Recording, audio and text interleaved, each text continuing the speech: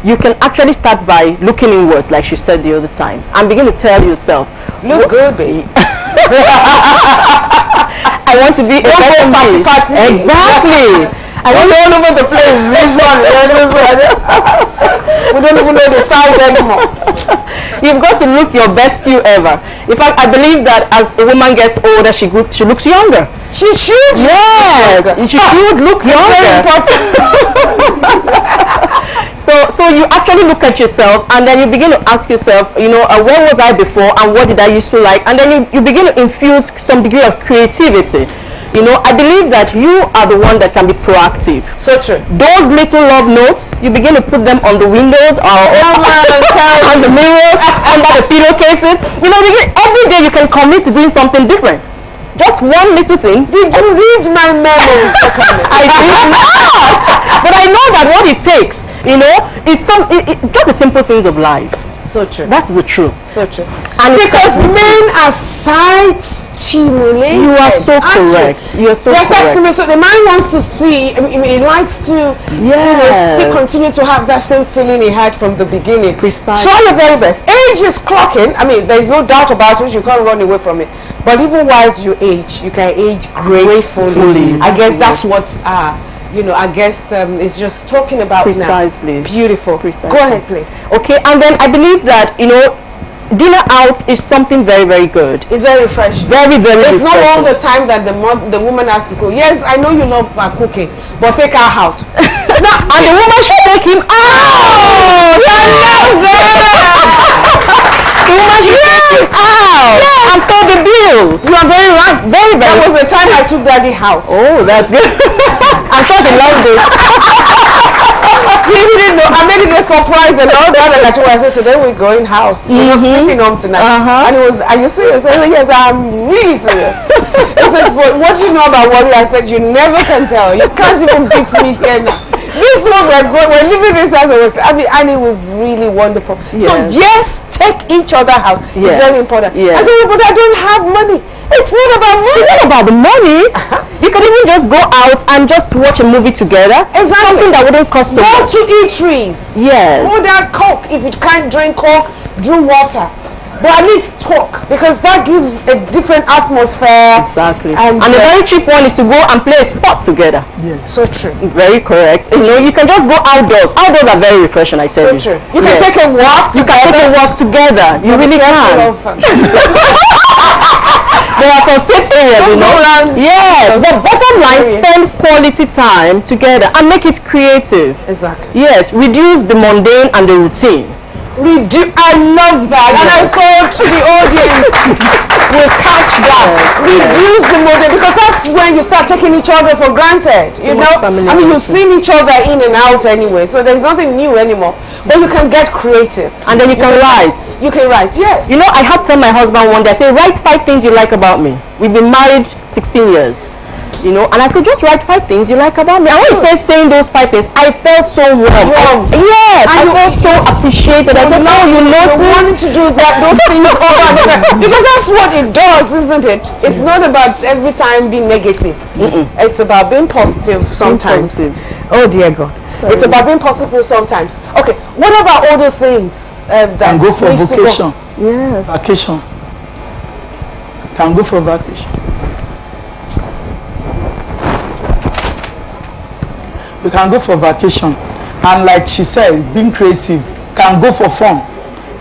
Like when we talk about fun, it's not only about sport. Sometimes one of the things I observe that can also make marriage couples to blend together is taking time to find out what you are not doing right, and trying to sit down to try to correct those things. That will also help in terms of blending together.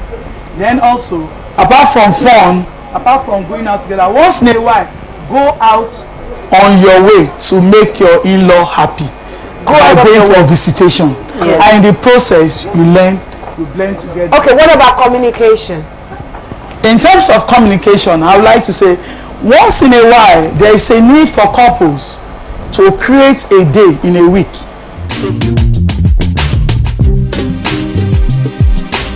Mama Helen and you. Mama Helen and you.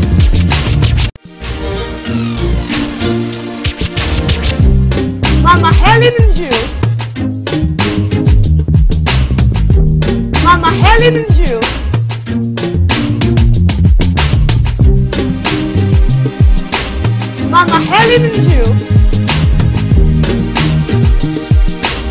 Mama Helen and you.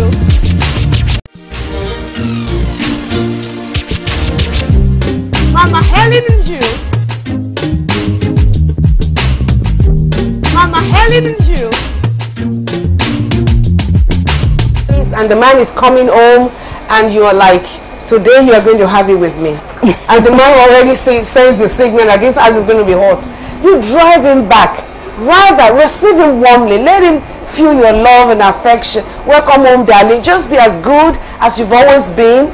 And by the time he comes in, you serve him his meal and all that. And like I always say, every wise woman should know the best time to talk to her husband. Precisely. You know, some like it maybe when he's watching a sport, you know, something, or television, just call it television, or maybe you're both in bed, or you are at the dining table eating and all that.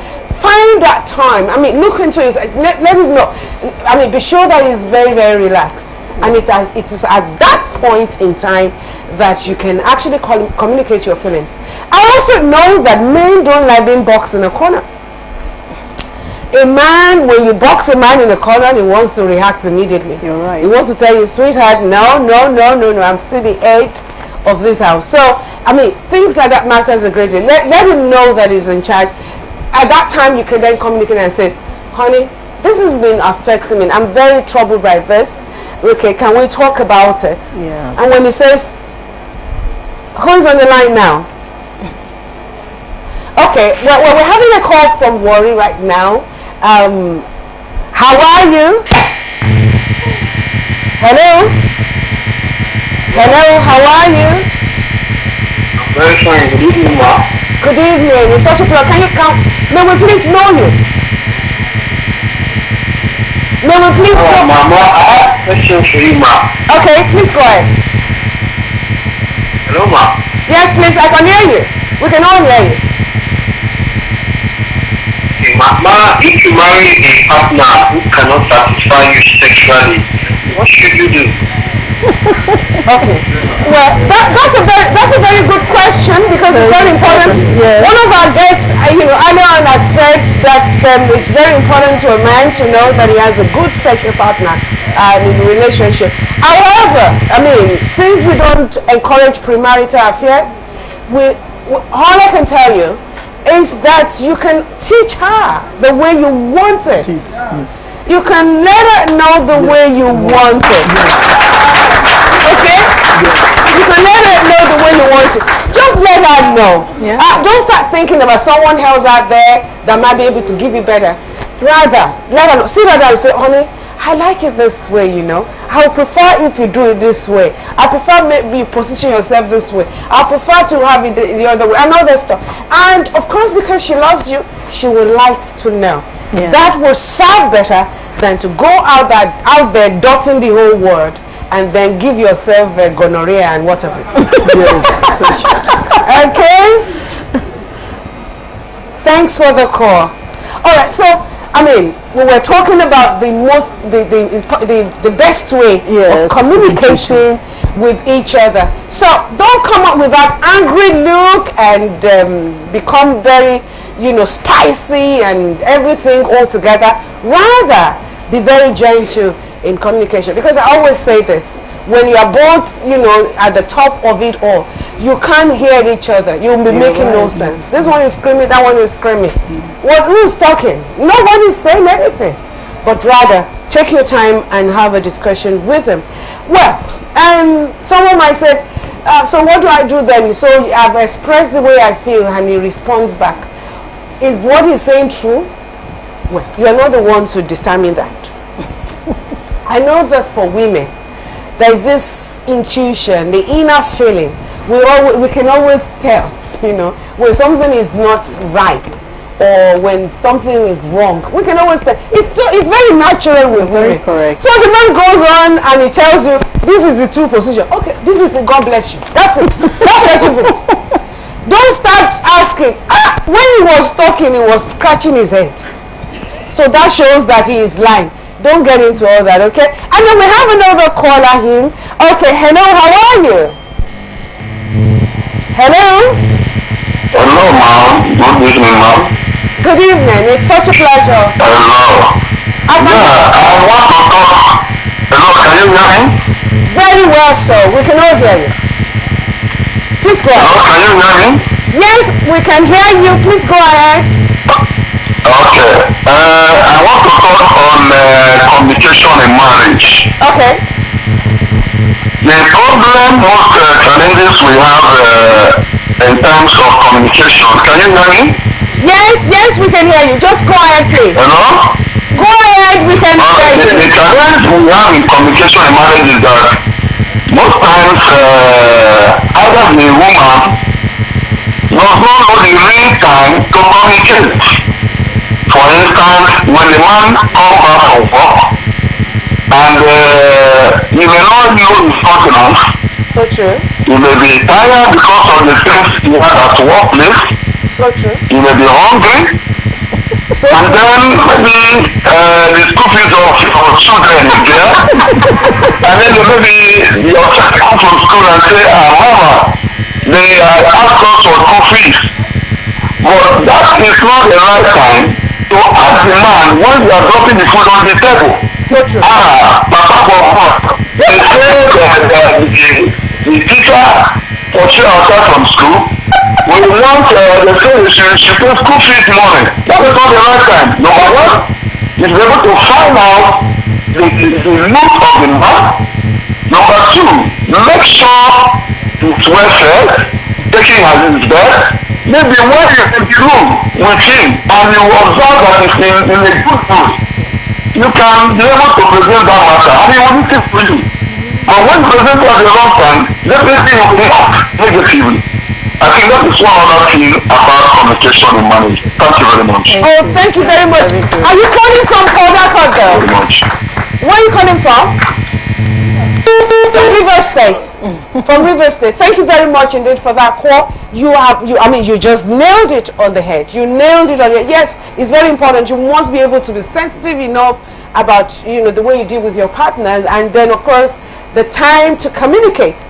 Because if you communicate at the wrong time when he doesn't have that time for you, you will get the backlash of it. So no, just study him and all that. And again, please, you don't need to bring the house down to prove your point. You already have the points.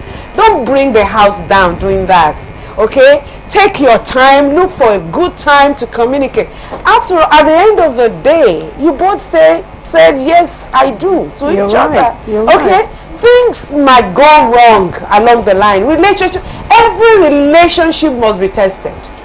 It's about life, whether it is business relationship, marital relationship, even father and children, mother and children. It must all go through testing period. And it is who is able to pay the price that will survive it. Okay? Because even when you walk out of this one, you don't know how the next one is going to look like. So stick to it and work it out, baby. It's never too late. Okay. Who's on the line again? Somebody is on the line. Someone from Abuja. Julius, how are you? Thanks for this call. How are you, Julius? Hello, we can hear you. Julius on the line from Abuja. Okay, it's a pleasure. Please go ahead and talk to us. Hello, ma. We can all hear you. Can you please go ahead and talk to Julius us? on the line from Abuja. Okay. Contribution on what is going on in the program. Okay, thank you very much, Judith. Just go ahead. Okay. There was a statement you made which made everything in a relationship in marriage. Okay. You said a choice has no rival. I think that is the basic summary of happiness in marriage. So true. The two people that are involved must make up their mind that they want to make the marriage work. Exactly. So, Hello? Yes, we can hear you. Go ahead. Julius, we can hear you. Thank you very much. Okay, well, you made a point. That's true. It's so important. We want to applaud Julius from Abuja. Very true. So true. I mean, what do you think about that? He's actually very, very correct, and that's precisely what we've been talking about. That it takes the two of you. Yes. Yes, basically making up your mind and causing it. Marriage is all about commitment. That is just with each other. If you just make up your mind, and that's it. Able to help that's you. it. There, you know, rough edges here and there, and so what? Okay, brush it over and move on. You can't keep brooding over the same situation. You will die young. And if you're old as well, you will get yourself to the grave. Because if you think from today to tomorrow, it's not going to change anything. Yeah. Rather, like I always tell people, happiness is a choice. You're very right. You're very right. Happiness is a choice.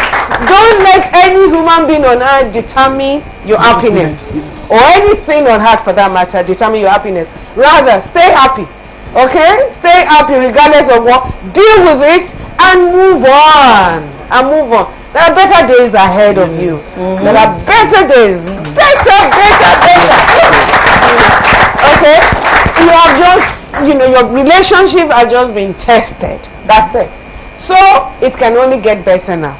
You're right. Okay? You're right. But remember, marriage is all about commitment. If you're committed to someone and said it's for forever, and then you should stay being that.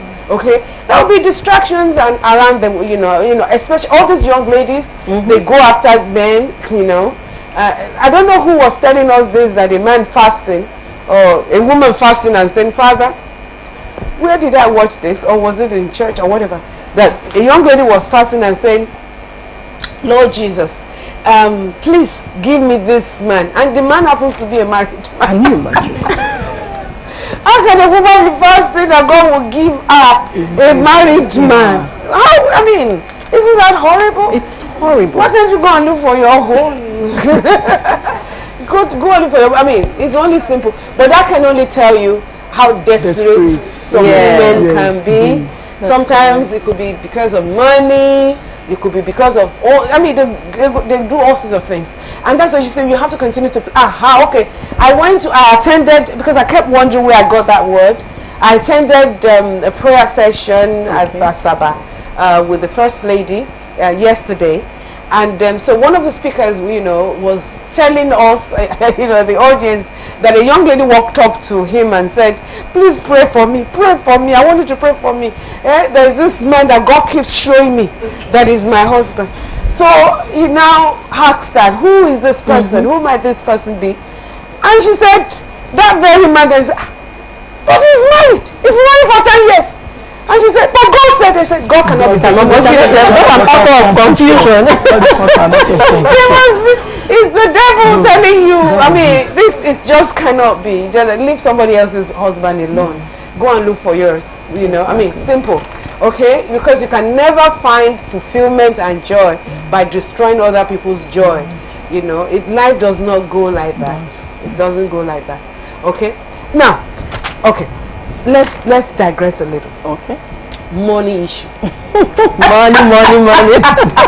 Money in marriage. It's unbelievable. You know, a lot of homes, you know, okay, someone is calling again from Abuja, so let's hold our thoughts on the aspect of money. I know we're going to go back to that. All right, how are you? Hello, how are you? Hello, we can hear you. Can you hear us? Hello?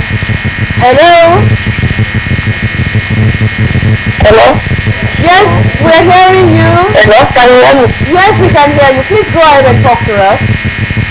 You are talking about communication. Yes, please. That week in a situation whereby a man comes from all his job, nag. God bless you. The man comes home and all he does is to nag and nag. What do you do? Please, can you respond to that? A man comes home and nags. You just have to be calm. You have to be mature. You just have to be the bigger and the better person in that. In the sense that you don't reciprocate or you don't respond to nagging. Don't you think he's acting out his frustration? He is trying to express himself. You Yes. know, he just, you know, to collaborate with what you're just saying. Yes. You know, sometimes a man might have been through a tough day. Exactly. And coming home, you are the closest thing to him. So he's going to take it off on you. Precisely. Evidently, he's going to take it off on you. He wants to get back to you and tell you, this is what I'm going through. So since you are the closest thing to him, he probably would nag you. But nevertheless, that's not the time to also start responding to the way he's feeling. Because, I mean, two wrongs never makes it right. Okay? Rather, let him pour out his things. Get out of here. Leave me alone. Blah, blah, blah. Just let him have his space. Exactly. He wants the space at that time. Just like women too. Sometimes we want our space. Right?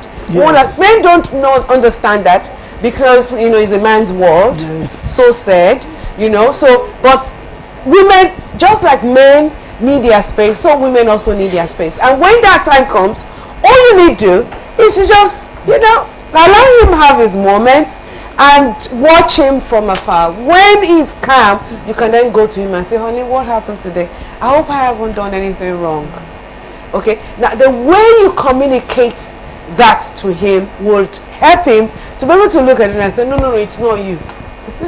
Or if it's you, then you can say, but you did this, you did that. I didn't mean that. Exactly. I am sorry. And that settles it. But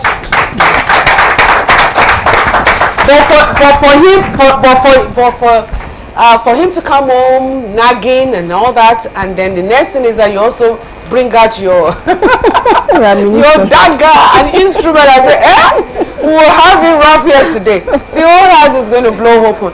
And mind you, also want to be very careful as well, because our children are watching. They're watching. They're watching. When children notice that there seems to be some level of beef between dad and mom, it has a way of affecting them negatively. We don't want to continue to repeat history. Perhaps we've watched our parents, in their in their usual way, and then maybe you've copied one or two things with them, from them, and it's the same thing is being, is playing out. The same things is playing out in the home. Please don't allow that happen. We'll get any moment. Somebody's on the line. How are you today? Hello, how are you? Okay, it cut off. Well, we're still on. It's the Mama Helen and you. Never stop trying us. I mean, we're enjoying ourselves, just being able to communicate and to handle some of those nagging issues that has been giving you sleepless nights. It's a pleasure just being here with you today. All right. So, when we said no, we would handle it differently. We would not nag back.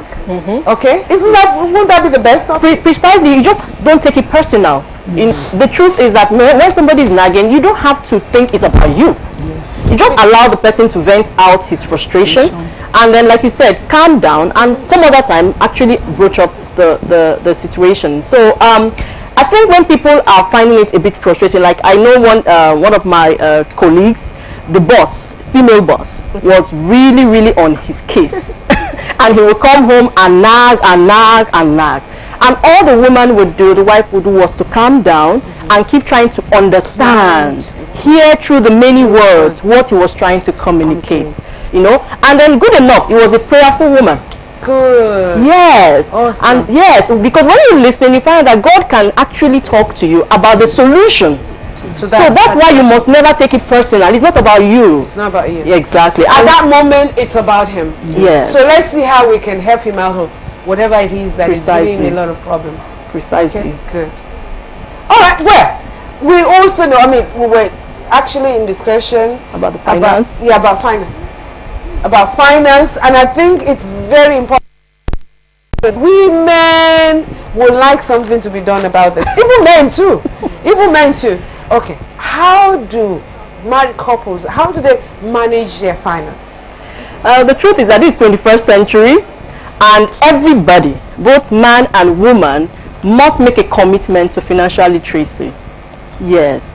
One of the key things I believe that young people should always observe before they even get into marriage is the financial behavior of the person they want to get married to. Yes. You need to be cautious. You need to be observant. Is he a spender or is he a saver? All right. What are the financial, what do you call it, opposites? Yes. You could be the saver. It's good to save, but it's also necessary to spend at times. Yes. So you want to be able to strike a balance. Exactly. So financial literacy helps a lot, when it comes to finance. And then I believe also that what would help people, in the 21st century is when the two parties are contributing into the same purse. Yes. There is a value system it gives to each party. When you know that I'm bringing something to the table. All right, so the young lady says he doesn't give me money. I just want to cut to the chase. Yes. So she says, I don't know what is wrong with this man. He does not give me money. And the man says, I've been giving you. What have you been able to do with it? Because that's another issue right there. Obviously, yes, that was I've been giving you. You said you want to start this business. I give you money. I can't see any head for me. You want to say, again, and I can't see it. So how do you help in this regard? Okay, I think I've been accountability. And that accountability comes in. Accountability. Openness, honesty, being truthful. If the business your husband has given money had a problem, let him know why. Not that you just keep on telling him. Then one of the things I also observed that could be a problem, record keeping. Sometimes in some homes, the woman could be the breadwinner, while the man is just supporting. There is a need for the woman to understand the man.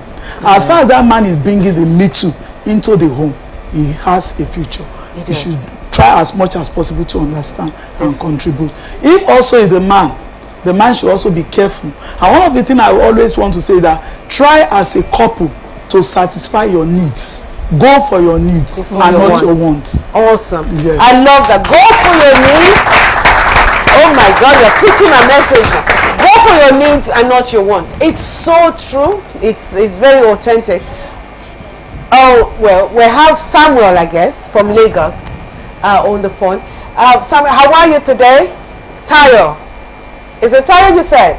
Yes. Okay, Tayo, please, you are on. Talk to us. Let's hear you. Tayo, go ahead. Let's hear you, Tayo. Tayo, okay, the light went off. All right, you were saying something. The husband should also lead with wisdom. Then they should also guard against unnecessary pressures from relatives, friends. Because sometimes some of these demands, if they don't guard against it with wisdom and prayers, could bring a reproach to the marriage. And in the process, a third party issue will be the one that will be causing the financial problem in the home. So they need to watch that.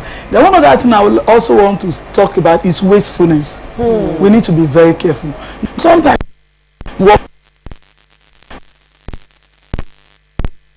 money for the month, and you see the woman after cooking, you cook 8 cups of rice. Who is going to eat it? That being wasteful.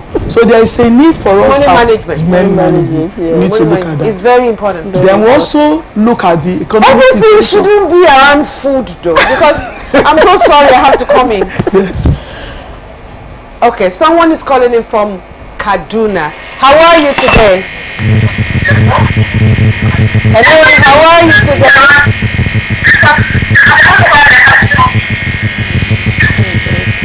Okay, well, can you try adjusting your TV? Hello, good evening. Can you try bringing down the volume of your TV set? I'm fine. My name is Nancy. Okay, it's a pleasure, Nancy. How are you today? How's Kaduna? Nancy, go ahead. We can hear you. Nancy, go ahead. Okay, the line went off. Well, as you know, this is Nigeria. What can we say? What can we do? I mean, network is a big challenge for us. I believe that one day God will make it perfect. However, don't though, because we want to hear from you. We went live today just to be able to communicate with you and then resolve some of these issues so that we can have 2018 in a very wonderful way. I mean, when you have emotional healing or health, as the case may be, it helps to navigate through every aspect of things. But if you are bogged down emotionally because of relationship, you can't forge ahead. So let's clear that out, remove the fog, and let's move ahead, okay? All right, fantastic. So, well, I know the fact that there has to be, moderation, it's important, okay? But I also know that truthfulness counts, right? Because when a woman knows what the man brings home, she's not going to start making unnecessary demands, you know, when there isn't any truth in the whole equation.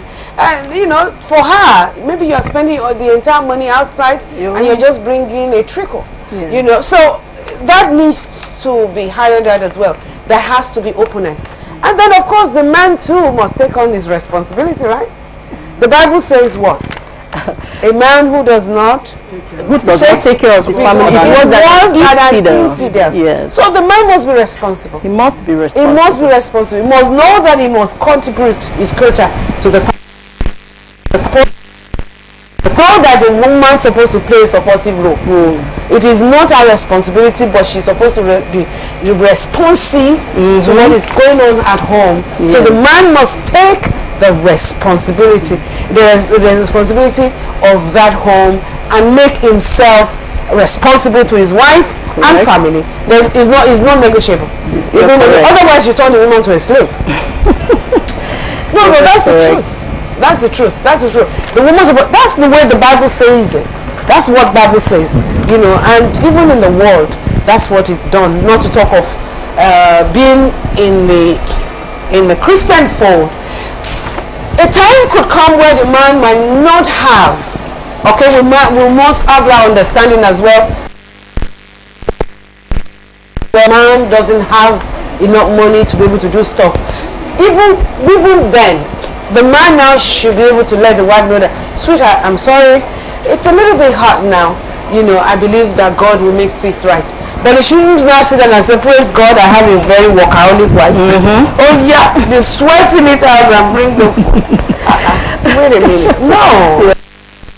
You are the man of the house, and you must take charge of your house. Otherwise, you'll be teaching your children wrongly. Exactly. You'll be telling them that the only way you can survive is to enslave a woman and keep her in the house. That's not the way to do it.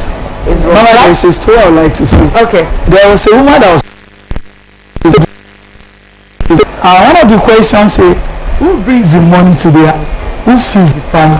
And so the mother was trying to say, what's the answer? The boy said, mother. I said, no, the answer is not mother, it's father. He said, no, mommy.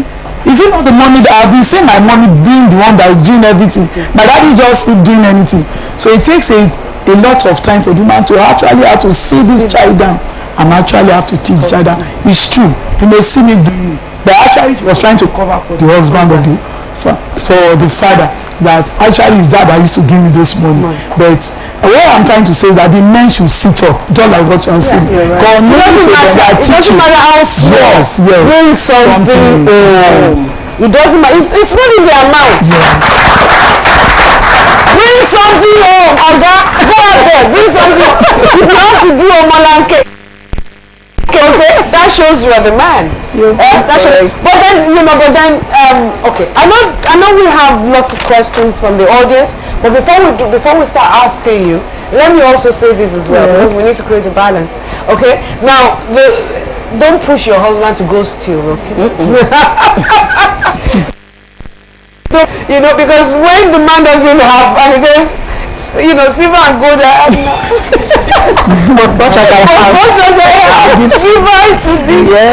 receive it warmly and say, God bless you, honey. Thank you, sir. We are grateful. Go on your knees and appreciate it. No matter how small, appreciate it. His 1 naira has more value than your 1 million naira. That you are. That 1 million. Go on your knees and say, thank you, thank you. The best husband in her, you know, and all that stuff. That was pouring. That was definitely. Before you know it, you know, it's still like, I want to earn more, because you know, men, they like to rule. So you know, when you praise him and over that little, you go further and say, okay, I'm going to increase this 1 naira to 10 naira. Henceforth, it's not going to be 10 naira. So it's very important. Okay, it's question and answer time, and here that I want to talk to us. Perhaps once you start, please, we want to know you. Just let us know your name and firstly, yes. My name is Mrs. Okay. It's a pleasure. how can domestic violence be eradicated or minimized in a marriage that has been experiencing it? Is divorce a solution to it? Please pick that up. That's a tough one. Because well, I would want to say that marriage is for life, but life is not for marriage. In the sense that if marriage would threaten your life, then you would have to escalate. Yes. You understand? You will have to seek counsel. Yes. Because we marry because it's meant to help to further our causes, it's meant to progress our life, but not to take our life. Domestic violence has taken the lives of so many. So many. Because they were not escalated on time. Alright? So we want to say that a family that is facing domestic violence would have to seek help. Immediately. Right from, in fact, at times you see people before they even get married, the man has started slapping the girl. And she didn't take it as a red flag. Yes. And then when it gets into the marriage, it escalates. Yes. You understand? So these are things that we must be able to identify right on early and ask for help. Okay? If one is not able to, control himself, you can actually, when you go through counseling, you will have the various options. Anger management. The man needs to go through anger management. You should say, okay, in the developed countries, they have all this counseling, stuff and all that. But over here, in Africa, we tend to belittle things like this. We feel that we can't share our lives to someone who is a stranger to us. But there are times we need to outsource. There are times we need to engage. I mean, if you're going to do, just like what Helen said, don't keep it with yourself and the man keeps giving you a dirty slap. And by the way, may I also say that it's not only with hands that, you can actually torment a woman. Through what you say to her. Through what you say to her. Some women have been reduced to nothing. Yes. Look at you. Look at the leg. Look at the face. Look at this thing. There's no brain. Nothing here. Another. And before you know it, the woman starts believing that she actually doesn't have anything to offer. Yes. And it will start affecting a person, a chemistry, and all that. And I think I've shared this before. Years back, I ran into a lady that was extremely quick-witted, wise in school, extremely intelligent, very sharp. And suddenly met her after marriage, and she was completely intimidated and very timid. And I asked her, what's the matter? You used to be very bright. And I was he said, it's a long story. Mine is not a physical abuse, but I derive it through words. It's very emotional. I derive it through words. And she went on and on and on. And at the end of the day, I've had to really counsel her to say that, well, I think the greatest challenge, what you are facing, it's not so much about what the man is saying to you, but your belief system. Yes. Exactly. You are beginning to believe what the man is saying to you. When the man keeps telling you you have no head, something is wrong with you. Your head is shallow. There's no value, nothing in you and all that. And you start believing him, then you start injuring yourself. Yes. Once I said to her, I said, no, he's not talking to me. You might not really physically confront him to say he's not talking to me. Yes. But you can talk to yourself and say, that can't be me. Yes. That cannot be me. You're right. If I have no value, you wouldn't have married me. He wouldn't have married me. He must have seen something in me to have married me and all that stuff. And that will spoil you into being yourself at any point in time. Yes, as a human being, you can feel a little bit low because it's only natural. You can feel a little bit low, but don't take it in. Don't take it in. Don't take it in. And men out there who believes in, and most men that are into this also suffer insecurity. That's it. I mean, they have inferiority complex, and they feel the only way they can dominate a woman is to being very abusive, towards another, and that will make them feel that they are now men and all that stuff. But that does not make you a man. It shows that you're really a chicken. Really. You're not mature. It shows that you're not a man. You're still a boy. to think that the only way you can gain your notoriety and feel a man is to be abusive towards your wife and reduce her to nothing shows that you really need help. Okay? Sweetheart, you're already a man. Isn't that wonderful to know that you're a man and that you're married to a beautiful woman? Ah, I beg. Let me speak pidgin a little. even though it's difficult to, but truly it's not the best thing to do. When you tell a woman you're beautiful, honey, you're good, she might not always get it right because she's a human being. The fact that you already have her in your life, what you need to do is to let her, just pilot her, let her know, honey, you know we can do it like this. Not that you can do it like that, we can do it like this. When you make it a compound word, it makes it easier for the woman to be able to take in, and she knows that you. What you know what is going to happen to you? You end up with a mumu woman in the house who, when you're outside and you won't be able to express herself because you have killed her person completely. It's not the best. Okay, somebody else out there.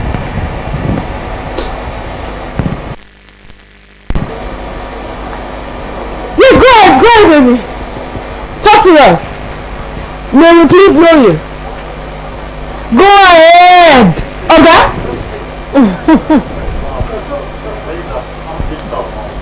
Okay, Victor, how are you? I got married here. Suddenly. Can we have a better microphone for him, please? Audience, please pardon us. Is to get it right. Okay, now, can you start all over again then? I'm Victor Mom. It's a pleasure, Victor. I got married here in the year 2005. Okay. 2006. And we had our baby here in the church. Okay. But suddenly, all went wrong. I and my wife. We were together, and just recently, she comes and tells me, leave the house. Your wife tells you to leave the house? Yes. Okay. I don't know what to do. I'm confused. Okay. Leave the house so that you don't beat her up? No. Or leave the house and as in just pack out of the house? Just pack out of the house. Okay. Well, that's a very strange one because usually it is men that tells the woman to pack out of the house. So I just need to ask a little bit more question. Is she the one financing the home? Initially, we were in a 3-bedroom flat. Okay. At Japaru. Okay. But when it wasn't going well, financially, yes, we came down to a self-contained. Okay. Here. Okay. So it all happened that way. Okay. And she wake up and tell me, you're not doing anything, leave the house. Okay. So every day. And I'm so sorry. You know, I'm very inquisitive. I'm an inquisitive person. Yeah. I like to know. So I'm going to ask a deeper question, if you don't mind. Do you work? Not for now. Not for now. But you were working before. I was working. You were working, but I lost your job. Yeah. Okay. Well, may I say this to you? I believe God will work it out. I would like to meet both of you. Okay, so we can take this further. But wife, if you're watching anywhere you're watching, I know you're going through frustration. I mean, you were once living in a 3-bedroom apartment and now reduced to self-contained. So it's a bit nagging, and the man stays at home, does not seems to be doing anything. Well, as much as I would also like to tell him that he should leave the house and go look for something, even if it's to carry concrete or anything, pending when you'll be able to have the white-collar job that you so desire. But wife, this is the time to stand with your man. That's right. This is the time to stand with your man. Stand with your man, baby. Stand with your man. It's not going to go on like that. Okay? Things will get better. I know you are tired, but don't be. God will work it out for you. And if I may also say, maybe you also need to find some things doing too. Okay, don't only wait on daddy to be bringing something home. Okay, you also need to contribute to the economy of the family. It's extremely important. I find at women who sit at home waiting for the man to be the one working it out there, and just for her to balance at home and just be wearing too much and be eating jollof rice and everything. And when I say to her, Susan, it cannot be. You must contribute to the economic condition of that family, of your home. You have a part to play. You must have your value. I mean, Genesis 2:18 tells us it's not good for a man to be alone. I will give to him an help meet. An help meet. You are harder to that man. Okay? You are an helper. Help him. Help him. God couldn't have made a mistake by bringing both of you together.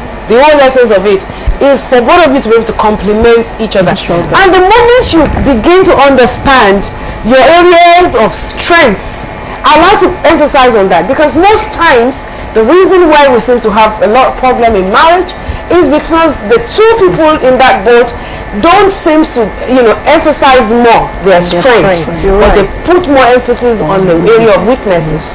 And when you do that, you miss it. You miss it really, because believe you me, the fact that God brought you into that man's life, God must have seen what is missing. Yes. And you are that person now to come in and complement. Yes. So when there is understanding, when you both understand, and mind you, there must have been some areas too that God must have seen. There are no part in you that it is only that man that can only meet it. Right. So when both of you have that understanding, you are unbeatable. You're unbeatable because you will complement each other so beautifully that nobody will ever be able to come in between you. So it's never too late. Don't leave home as in pack out, but leave home to get a job. Okay? Get out. Leave the house. Go around. God Almighty who gave you that job before will give it to you another one. Okay? And again, like I said, don't wait for a white collar one at the moment because of the one you lost. Rather, go out there. Go and carry concrete. Do something. Menial jobs here and there. Do it. You can even become an employer of labor. Alright? And start it by yourself. Do something. Well, maybe because of the way I'm wired, because I can turn anything to gold. I think one of the things that God has blessed me with is I can never be stranded. You're right. Something water must come out of the well. One way or the other, you make a mistake to think that you live I shake myself now, you'll be surprised. You'll just see me. You will see my back.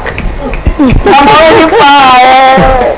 So true. So, why? Because I've made up my mind never to sit down and allow my environment and the condition of life dictate things to me. Rather, I take charge and I dictate to my environment.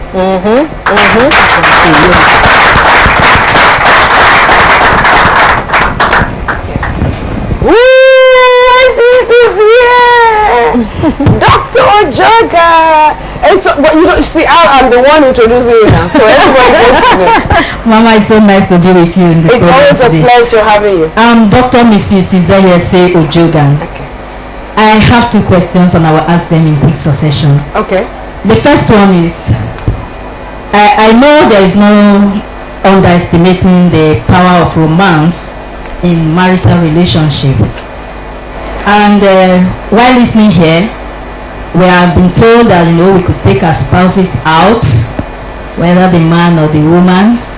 But in a situation where you have the men so regimented, so uptight, never have the time, so even when you are proposing that, they don't seem to ever have the time to go out. What do you do? Then secondly, let me paint a scenario here. Okay. I got talking to somebody a few days ago. I noticed that the lady has become a ghost of her former self, and I got asking some questions, and the bottom of it was financial problems in her home. A situation where the man gives the upkeep allowance for the family. Do I even call this upkeep allowance? Stipend? Okay, whatever he gives. Okay.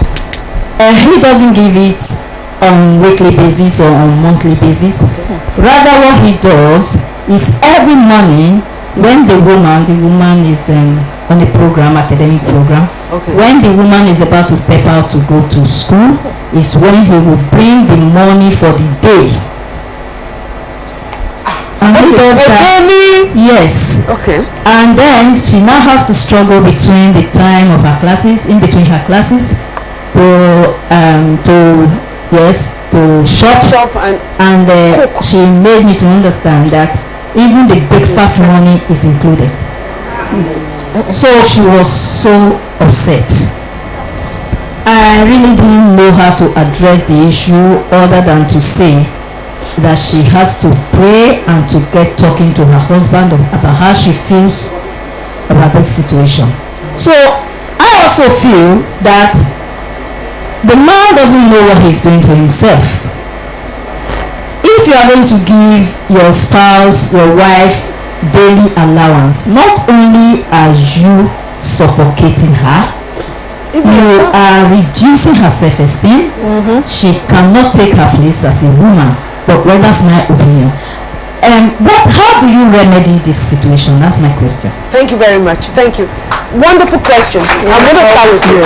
For the fourth question, one of the things I would like to say, if the man is on that kind of nature that he doesn't like going out, like one of the things I will encourage, which I've also tried and it has worked for me, you can plan a package, surprise him, take him on a rest. Just only as I'm coming from work today, I'll bring to your office, pick him. Maybe just ensure that if you have 2 cars, make sure you go out with 1 car that day. Pick him, plan something for him and take him out. That's awesome. Awesome. I think that's beautiful. That's beautiful, yes?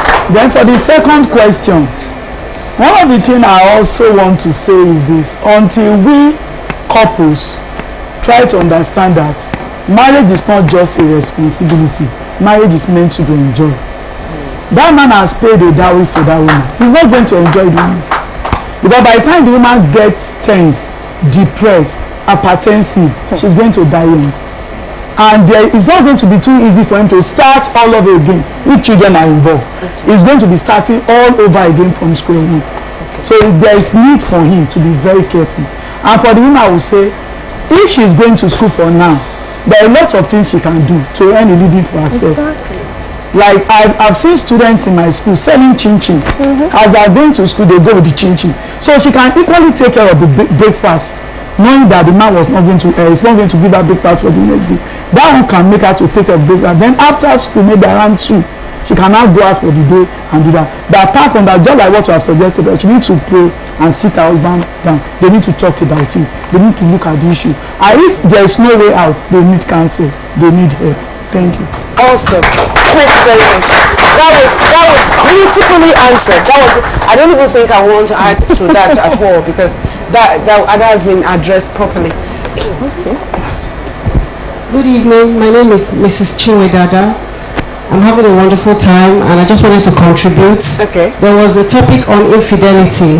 Okay. And Mama, you asked that what, as a Christian woman or as a Christian, how do you handle practically infidelity? I just want to contribute this.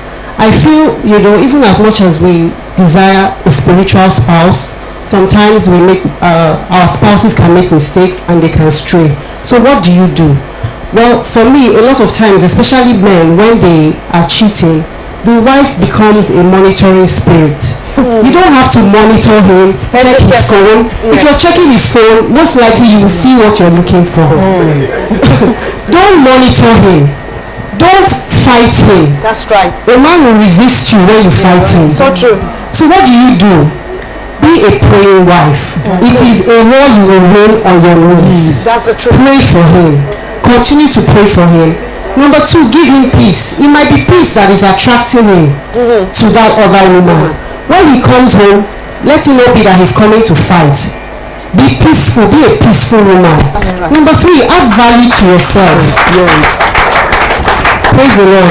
Add value to yourself. Be somebody that is contributing emotionally, mentally, financially. Make yourself somebody of worth. And Mama also said something. The man is not the beginning and the end of your life. Find other ways to distract yourself. Don't be on him all the time. They say when you're watching a pot, it never boils. Leave him alone for a while. Pray to your God and add value to yourself. I think that's a very good way. it. That's good, true. Thank you very much indeed. That's so true. That's so true. I wouldn't know if other people might want you to ask. Are they okay at the back? Where at the back? I mean, she said it all. She said it all. It's very, very important. Don't start picking his phones and every second you check. Oh, his ex was, in fact, I don't know. It's so wrong. It's so wrong. It's not needed. Because it's not going to change him. Yes. In fact, the more you do that, you drive him further. You know, you drive him further. But instead, ignore it. In fact, act as if it never happened.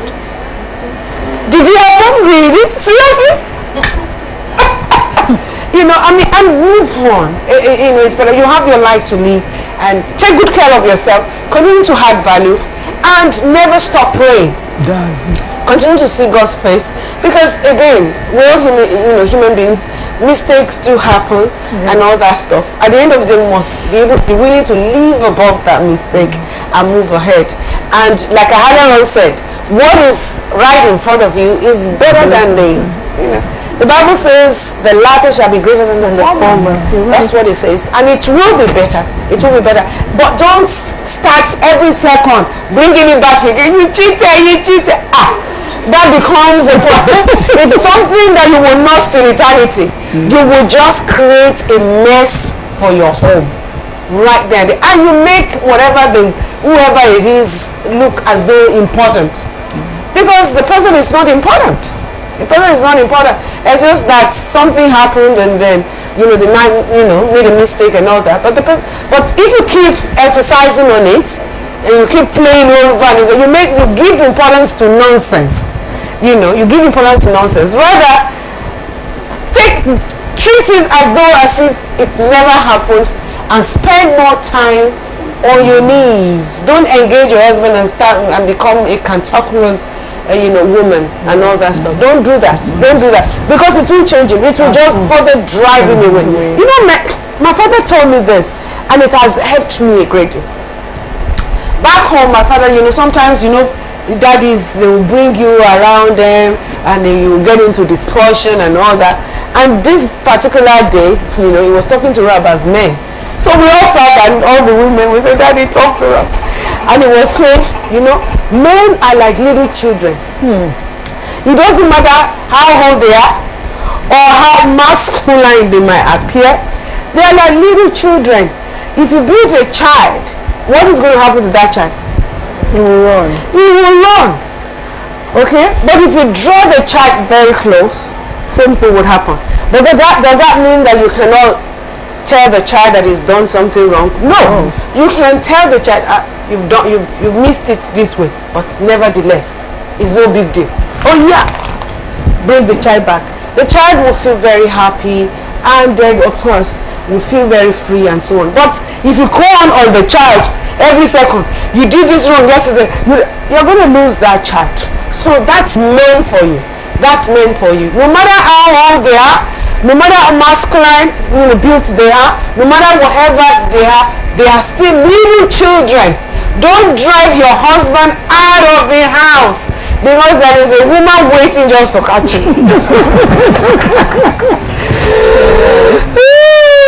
Yes, please. My name is Giacomo Ogenato. It's a pleasure. Talking about family building, I want to bring it in this dimension. Using children against spouse. Some men will use their children to intimidate the wife. Some women also use the children to intimidate and ridicule the man. You see, your father, he has nothing to offer. Also in discipline, the two can never be hot water or cold water. When the father is a disciplinarian, allow the father to discipline the children. If you step in to correct at the point of disciplining the children will see two of you as in you don't know what you are doing. You can easily, okay, let me talk to you. This, just bring it a little. Where you tell the man, don't beat these children like this. You don't know how it takes me to bring these children to this world. You're telling the man that he has lost his place. Or they don't beat children in this generation. In my father's house, nobody ever beat me. Sorry. Nobody ever beat me. It's okay. It does happen. You know, it will make, I am a man. I'm speaking as a man. You have run down the ego of that man. Right. And like I tell my wife, children are more intelligent than us. So true. They can read between the lines. They read, oh, mommy is here, so she will tell daddy, forget. And they are doing what they are doing. So please, in the spirit of love, in unity, I would strongly appeal, we should understand the place of discipline, also the place of building a family, not using children. When you want something. If I can, you know, your question is, your contribution is very clear. Honestly, if you wouldn't mind me to come in. See, Proverbs 14, verse 1 tells us the story. It says, a wise woman builds a house, but the foolish one tears it. It's not everything you see that you react to. A wise woman, we must have that understanding. If you react to every single thing that happens in your house, you would lose your home. There are times you need to behave like a fool. There are times you need to act like a fool, and just so peace can reign and everyone can have their heads together. It's extremely important, okay?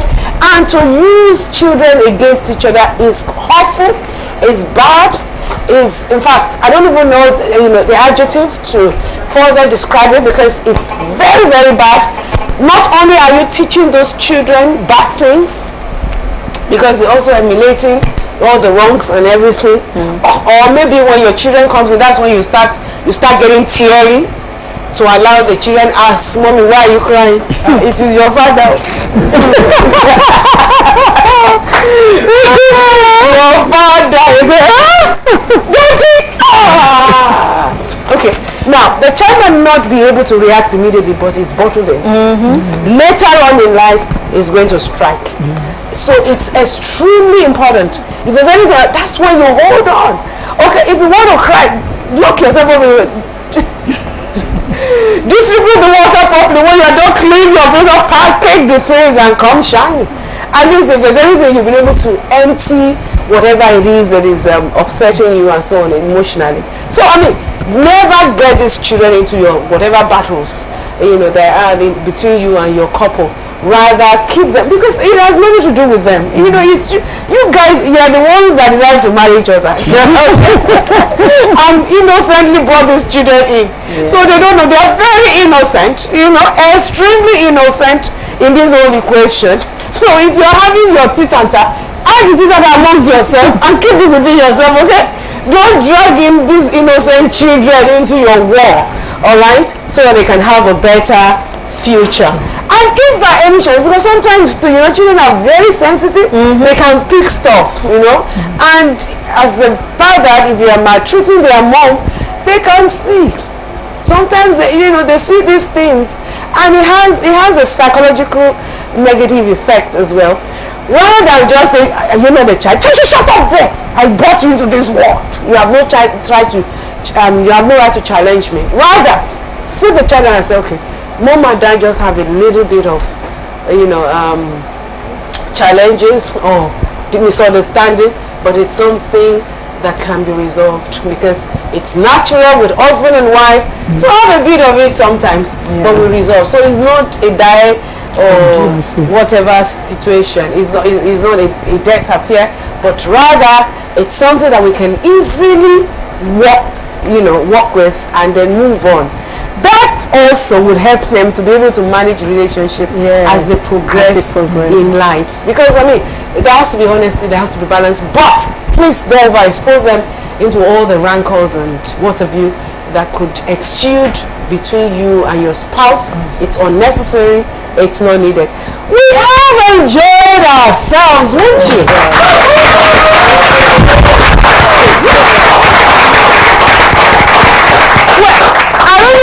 you, I have really enjoyed myself. And I know for all our audience out there, you have also enjoyed yourself. Some of you might have difficulty calling in because of our network challenge. You can send us a text message, a email address, or follow us on Twitter or Facebook. We're on all platforms, YouTube, what have you. Just be in touch with us on Facebook as well. Let us hear from you. We want to partner with you. Mama Helen and You is all about contemporary issues, dealing with them and providing solution. And it's been a pleasure. Let us start by appreciating our guests here today. They've been very marvelous, haven't they? They have been incredible, and we love what you've done today. So thank you very much indeed. But before we draw the curtain, perhaps maybe you have an advice for a man there. What would you say to him right now? He's saying, I'm so tired of my wife. I don't know what to do with her. She's a nagging woman. She makes life difficult for me. When I come home, the house is always dirty. Children's stuff are all over the place. You have to detail to be able to navigate through the house. And I'm tired. What do you say to her? For the men out there, I want to say, keep on loving her. Try to polish her. And try to let Philippians 2:4 rule. The Bible says, look on each other's interests. So that's my appeal. And I also want to plead with all the men out there. Please, for no reason, should you cut it quits. Marriage is very sweet. And marriage takes a lot of hard work and responsibility. It takes two of you to make it work. So keep on moving, keep fit, and you get there. And of course, you also have a woman out there, and she's extremely frustrated right now. She doesn't even know what to do. Some of them are even planning to divorce. Maybe she wants to call it quits because she feels it has been a turbulent moment of her life. What would be your advice to her right now? Well, I would just want to say that there is a reason why God made marriage. And he made it because he said that two is better than one. And God has designed marriage to help each and every one of us. Just hang in there, believe God, be a praying woman. Prayer really works. And if you dare to believe God, you find out that God can make your marriage a marriage made in heaven. So I just want to encourage you, make sure you are there, and God will help you through. Thank you. Make sure you stay back. That's your home. Yeah. That home does not belong to anyone else. It's for you. And that's where God permitted that union. And you must never give up. Things might happen. Challenges might come. But that is not the end of life. Because you both have each other, there is just a beginning to a greater height in life. All you need to do, like we've been told, is for you to continue to pray and continue to seek the face of God, using wisdom on how to, to navigate your home. Everything doesn't have to really be a fire and brimstone. You can actually peaceably handle situations that might be very naughty. And then of course for the young ones there who are in the relationship and they don't know what to do, our advice also to you is that you look before you leap, because once you marry, that's it. Is the end of it. You're going to be sure that this is a man for you, whom God has given to you, and all that stuff. And you also want to look at some of these issues that you need to look out, for in a man before you finally say yes to him. Because at the end of the day, there's no going back. Okay? Never think of changing him. You can't. No human being has the power to change anyone. It's only God that can change a man or even woman. So with that in mind, whatever you see within now is probably what you're going to be able to, you'll continue to see in the next 10 or more. But with prayer, God Almighty can make it work. And then of course, please, happiness is a choice. Make a choice to be happy regardless of what. Deal with issues and don't build a camp around it. Move on with it and seek and hope for a better future, because in your future lies greater things that is to come. It is our prayers today that every home standing will remain standing. Amen. And every home broken will be healed and made better. And homes that are still waiting for one thing or the other to make it beautiful and make it a blissful one, May God add that to you. Amen. In Jesus' name. Amen. And may your joy be full. Amen. May 2018 serve you. Amen. And may He give you all your heart desires. Amen. Thank you for being with us and for following up on Mama Helen and you. We have enjoyed you. And we also want to hope that you've enjoyed it as well. Until we come your way again. Never stop watching ABN, African Broadcasting Network. And to all of yours out there, ABN can also be watched on CTL now. It's CTL worry. Gradually, we keep moving this thing forward. And in partnership with you, we know we will achieve purpose and the vision will continue to get clearer ever. Papa says to tell you he loves you. He is a man after my own heart.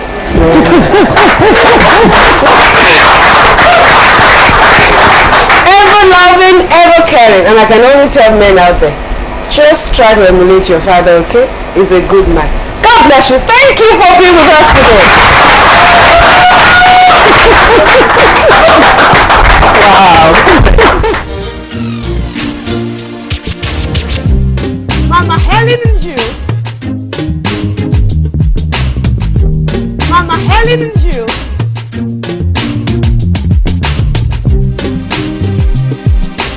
Mama Helen and you. Mama Helen and you.